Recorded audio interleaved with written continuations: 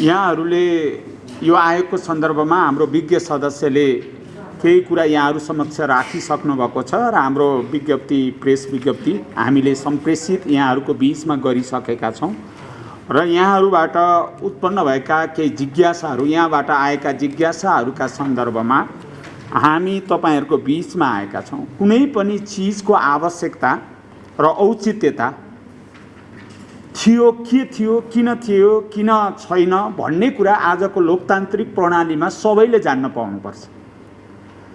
यो आवश्यकता विघटन गर्नुपर्ने आवश्यकता के थियो त नागरिकहरूलाई सरकारले भन्न सक्नुपर्छ।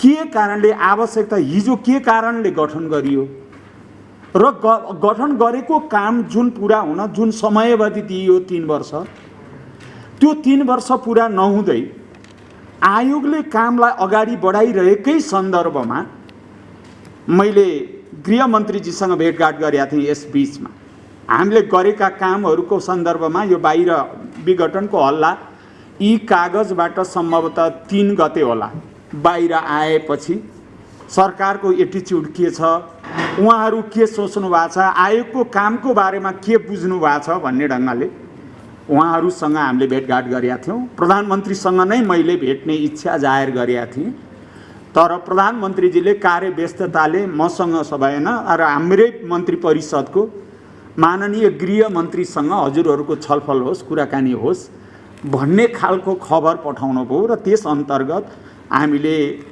माननीय गृहमन्त्रीजीसँग कुरा गऱ्यौँ। कुरा गरिसकेपछि हामीले गरेको यो देशमा कोभिडको कुरा, बाढी पहिरोको कुरा, अरू अनेकौं अप्ठ्याराका बावजुद पनि हामीले गरेका कामहरू 753 पालिका मध्ये 747 पालिकासँग सँगै काम गर्ने कुराको कमिटमेन्ट हामीले प्रतिबद्धता जाहेर गर्यौं। 513 वटा पालिकाले सूचना 35 दिने सूचना प्रकाशित गर्यो।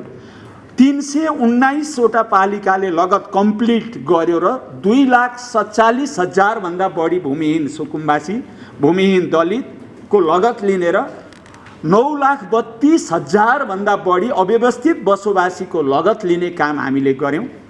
यसै मध्येमा त्यो लिएको लगतलाई पनि विगतमा के हुन्थ्यो भने लगत त विगतमा पनि लिएको थियो। ती मालपोत कार्यालयमा आयोग विघटन हुने, मालपोत कार्यालयका कुनामा फालिने, मुसाले खाने, पानीले भिज्ने, आगोले डढ्ने, द्वन्द्वकालमा आगोले डढ्ने, त्यसको अस्तव्यस्तता हुने देखिसकेपछि यस पटक हामीले एउटा सिस्टम भूमि सूचना प्रणाली व्यवस्थापन हामीले गरेका थियौं र त्यो प्रणालीको विकासमा पनि हामीले देख्यौं विगत ठाउँमा विभिन्न ठाउँमा करोडौं रुपैयाँ त्यो प्रणालीमा खर्च गरिँदो रहेछ। एउटा प्रणाली निर्माणका लागि 5-5 करोड भन्दा बढी खर्च गरेको स्थितिमा हामीले मितव्ययी ढङ्गले विभिन्न सङ्घ संस्थाहरूलाई गुहारेर एक किसिमले भन्ने हो भने भोलिन्टियर सर्भिस लिएर हामीले जम्मा 35 लाखमा हामीले यो सिस्टमको डेभलप यसै बीचमा गर्यौं र त्यो सिस्टममा यी सम्पूर्ण तथ्याङ्कहरू रेकर्डहरू हामीले राख्यौं। यो ढङ्गले राखिसकेपछि हामीले कामलाई अघि हाम्रो विज्ञ सदस्यले भने जस्तै पूर्जा बाँड्ने तयारीका क्रममा आइरहेका थियौँ। के मान्छेहरूले के भन्छन् भने तपाईहरूले कुनै बच्चा 9 महिनामा जन्मिन्छ, 9 महिनामा जन्मिने बच्चालाई 3 महिनामा छोरो किन पाइदिनस् भनेर कसैले सोध्यो भने हामीले के जवाफ दिन सक्छौँ र? त्यस्तै गरी हामीलाई दिएको 3 वर्षको समयावधिलाई हामीले जुन ढङ्गले डिभाइड गरेका थियौँ काममा, लगत कहिले लिने, सम्झौता कहिले गर्ने, पूर्जा कसरी बनाउने, कुन समयमा यसलाई प्रमाणित गरेर दिने भनिकन समय सारिणी सहित हामी काममा अगाडि बढिरहेकै स्थितिमा अघिल्लो पटक अब साथीहरू ध्यान पुर्याउनु भएन, तर अब आयोगले अब पूर्जा बाँड्न थाल्ने स्थितिमा आयो भनेपछि हठात उहाँहरूले यो विघटनको आवश्यकता देख्नु भएछ। के कारणले के अब सुकुम्बासीलाई जग्गा दिनु पर्दैन? के मौलिक हकको हाम्रो संविधानले कार्यान्वयन गर्न खोजेको मौलिक हकमा खास गरी दलितको हकको उल्लेख गरिएको छ, खाद्य सम्पूर्ण सत्ताको कुराको गरिएको छ, आवासको हकका व्यवस्थापनको कुरा गरिएको छ। मौलिक हककै कुरा गर्नुहुन्छ भने धारा 40 त्यसको घ र ङ मा एक पटकको लागि दलित समुदायको लागि जग्गा आवासको लागि जग्गा उपलब्ध गर्ने 3 वर्षभित्र गरिसक्नुपर्ने भन्ने कुरा लेखिएको र अब यो कार्यान्वयन हुने स्थितिमा आइपुग्दा विघटन गर्दा के अब दलितहरूलाई घर दिइसकिएको छ? आवश्यकता छैन? यसको जवाब सरकारले आयोग विघटन गर्नुभन्दा अगाडि आवश्यकता छैन भन्ने कुरा हो भने भन्न सक्नु पर्यो। जब त्यो आवश्यकता छ भने विघटन गर्नुपर्ने कारण के हो? खुलाइएको छ। अब केही मैले आज एउटा मिडियामा के देखेँ, मौलिक हकको त्यो दफा उल्लेख नगरिएको र अपुरो रहेको हुनाले विघटन गर्न परेको भन्ने जस्ता हास्यास्पद तर्कहरू गरेको पनि सुनियो। जबकि हामीले त्यो ऐनद्वारा व्यवस्थित गरिएको कुरालाई, संविधानलाई अगाडि व्यवस्थित गरेर अगाडि ल्याएको कुरालाई नियमावलीको, भूमि सम्बन्धी नियमावलीको 8औं 18औं संशोधनमा त्यो कुरालाई बडो सुस्पष्ट ढङ्गले 41मा हामीले उल्लेख गरेका छौँ नियमावलीको। अब त्यो नियमावलीमा जुन कुरा उल्लेख भएको छ अनि यो कुरा छुटेको कारणले भनेर दिउँसै रात पार्ने काम सरकारको तर्फबाट किन भएको वा सरकारी स्रोतबाट किन अगाडि ल्याइएको छ मैले बुझ्न सकेको छैन। हाम्रो भनाइ यति मात्र हो, हामी पदमा रहेनौँ भन्ने रत्तिभर चिन्ता छैन। हाम्रो चिन्ता त के हो भने शताब्दीौँदेखि ती भूमिहीन सुकुम्बासीहरू, ती अवस्थित बसोबासीहरूले जग्गा प्राप्त गर्न लागेको बेलामा आयोग विघटित भयो र उनीहरूको जुन आशा थियो, गाउँ गाउँमा लहर थियो, उमङ्ग थियो, यस पटक हामीले जग्गा पायौँ भनेर ती भूमिहीन दलितहरूमा अनुहार, मुर्जिएका अनुहारमा खुसीका रेखाहरू देखिरहन्थे। हामीले एउटा अभियानको रूपमा, देशव्यापी रूपमा यो अभियान सञ्चालन गर्दा जुन जागरण थियो नागरिकहरूको बिचमा, जुन उत्साह थियो नागरिकको बिचमा, जुन मुर्जाइएका सपना जागृत भइरहेको थियो र एउटा नागरिकहरूमा विश्वास, एउटा अब हामीले जग्गाको स्वामित्व प्राप्त गर्न सक्छौँ भन्ने विश्वास थियो। हेर्नुहोस्, अगाको मान्छेले डाँडापारी खाउँ भन्छ, भोको मान्छेले डाँडावारी खाउँ भन्छ। केही मान्छेहरूलाई गरिबलाई जग्गा दिएको कुरा मनबाट मन परेको छैन। केही मान्छेले भूमिहीनले जग्गा पायो भने ती मेरा गोठाला बन्न सक्दैन, ती मेरा खेताला बन्न सक्दैन। भूमिहीनहरूले अब जग्गा प्राप्त गरे भने म कहाँ सस्तो श्रममा आउन पाउँदैन। मैले जुन ढङ्गले बन्धक ढङ्गले राखिरहेको स्थितिबाट उनीहरू स्वाधीन हुन्छन् भन्ने जुन मानसिक खालले एउटा फ्युडल कल्चरसँग हुर्किएका मान्छेहरू थिए, उनीहरूले यो आयोग विघटित होस् भन्ने चाहन्थे र उनीहरूले यो वर्गका मान्छेले जग्गा नपाउन् भन्ने चाहन्थे। सरकारले अहिले यो ढङ्गले विघटन गर्दा नागरिकहरूले अब हामीले जग्गा प्राप्त गर्ने अधिकार गुम्यो भन्ने निराशा छाइरहेको छ। अब प्रश्न गर्न सकिन्छ, आयोग विघटन खारेज होइन, विघटन मात्रै हो भन्ने प्रश्न गरिएको छ। ठिक छ, विघटन गर्नु, अब के फुलफिल गर्नुहुन्न? अब फुलफिल गर्नुहुन्छ भने ती मान्छेले यो काम सिक्न, यो प्रक्रिया सिक्न बुझ्नै 6 महिना लाग्छ। 6 महिना लागिसकेपछि स्थानीय चुनाव फागुनमा हुन्छ। फागुनमा स्थानीय चुनाव भएपछि जुन पालिकाहरूले यो कामको लागि कमिटमेन्ट गरेका थिए उनीहरूको पदावधि सकिन्छ अनि त्यो बेला यो काम कसले गर्छ? त्यसपछि लगत्तै सङ्घीय चुनाव हुन्छ भनेपछि भित्री मन आयोग विघटन गरिदिने, केही मान्छे जनदबावलाई धान्नको निम्ति फेरि गर्छौँ नि भने जस्तो पनि गर्ने, तर प्रकारान्तरले यो काम नगर्ने मनसाय भित्र लुकेको हामीलाई आशंका छ। अहिले तपाईहरुसँग भन्दा यो खालको आशंकाले हामी बढी चिन्तित छौँ। हामी त्यसबाट पीडित छौँ र त्यो आवश्यकता के हो त? कुनै आवश्यकताले विघटन गर्नु पर्यो भने त भन्नु पर्यो नि यो आवश्यकता थियो भने। कुनै आवश्यकताको पुष्टि भएको छ आयोग विघटन गर्ने? कुनै तर्क छ, कुनै तथ्य छ, कुनै प्रमाण छ कि हामीलाई भन्नु पर्थ्यो तिमीले काम गरेनौ, सन्तोषजनक काम गर्न सकेनौ भनेर? हामीलाई त्यो दफा पनि छ 4 मा।